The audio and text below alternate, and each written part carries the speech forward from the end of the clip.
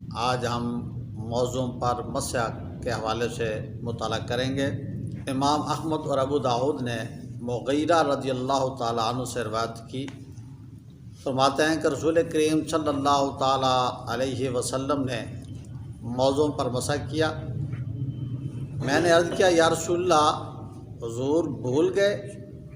فرمایا، بلکہ تو بھولا، میرے رب نے یہی حکم ارشاد فرمایا ہے۔ اس طرح دارقطنی نے ابو بکرہ رضی اللہ تعالیٰ عنہ سے روایت کی کہ رسول اللہ صلی اللہ تعالیٰ علیہ نبی الکریم نے مسافر کو 3 دن اور 3 راتیں اور مقیم کو 1 دن اور 1 رات موضوع پر مسح کرنے کی اجازت عنایت فرمائی، جبکہ طہارت کے ساتھ پہنے ہوں۔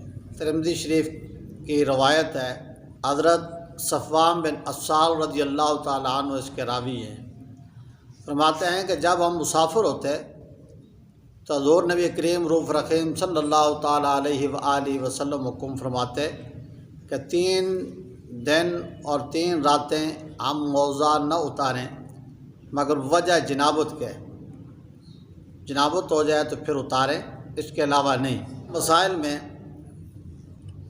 جس شخص پر غسل فرض ہے وہ موضوع پر مسح نہیں کر سکتا، موزے اتار کر غسل کرنا اس کے لیے ضروری ہے۔ اس طرح موضوع کے اوپر خواتین وہ بھی مسح کر سکتی ہیں۔ مسح کرنے کی چند شرائط ہیں۔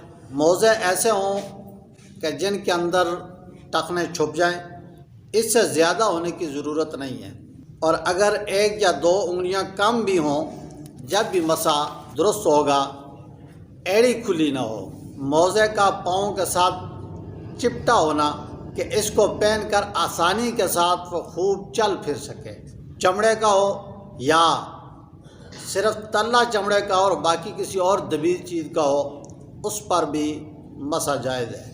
ہندوستان میں یا پاکستان میں عموماً سوتی یا اونی موزے، جس کو ہم اپنی زبان میں جرابیں کہتے ہیں، ان پر مسح جائز نہیں ہے، انہیں اتار کر پاؤں کا دھونا فرض ہے۔ وضو کر کے پہنا ہو، یعنی پہننے کے بعد اور حدث سے پہلے ایک ایسا وقت ہو کہ وہ شخص باوضو ہو، خواہ پورا وضو کرے یا صرف پاؤں دھوئے، اس کے بعد وہ مسح کر سکتا ہے۔ پاؤں دھو کر موزے پہن لیے اور حدث سے پہلے منہ ہاتھ دھو لیے اور سر کا مسح کر لیا، تب بھی مسح جائز ہے۔ صرف پاؤں دھو کر پہنے اور بعد پہننے کے وضو پورا نہ کیا اور اس کو حدث ہو گیا تو اب وضو کرتے وقت مسح جائز نہیں ہوگا۔ وضو کر کے 1 پاؤں میں اس نے موزہ پہنا، دوسرے پاؤں میں ابھی موزہ نہیں پہنا تھا، اس سے پہلے ہی اس کو حدث لاحق ہو گیا، وضو ٹوٹ گیا۔ اب وہ 1 پاؤں پہ جس پہ موزہ پہنا ہوا ہے اس پہ مسح نہیں کر سکے گا، بلکہ اس کو بھی اتار کر دونوں پاؤں کو دوبارہ دھوئے گا، دوبارہ وضو کرے گا، طہارت حاصل کرے گا اور اس کے بعد موزے پہنے گا۔ پانی کے ساتھ ہی تیمم کر کے موزے پہنے گئے تو اس پر مسح جائز نہیں ہے۔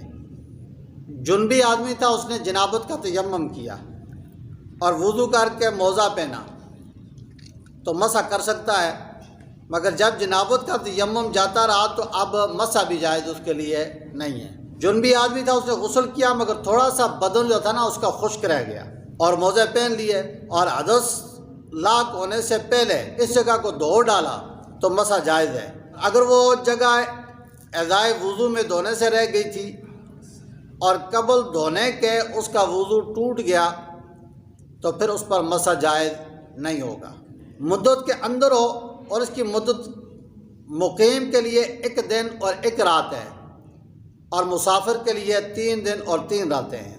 اب وضو کرنے کے بعد، ہاتھ پاؤں دھونے کے بعد اس نے مکمل وضو کیا اور موزے پہن لیے، جب اس کا وضو ٹوٹے گا، حدث لاحق ہوگا، مدت اس کی اس وقت سے سٹارٹ ہوگی۔ مثلا صبح کسی بندے نے وضو کیا، وضو کرنے کے بعد پاک صاف ہو کر اس نے موزے پہن لیے، اس کو حدث لاحق ہوا ظہر کے وقت، تو ظہر کے وقت سے اس کے ٹائم شروع ہوگا جب وضو ٹوٹے گا۔ اب دوسرے دن ظہر تک اور مسافر آدمی چوتھے دن ظہر تک وہ اس پر مسح کرے گا۔ اس طرح کچھ اور مسائل انشاءاللہ الرحمن ہم کل کے درس میں مطالعہ کریں گے. آمین.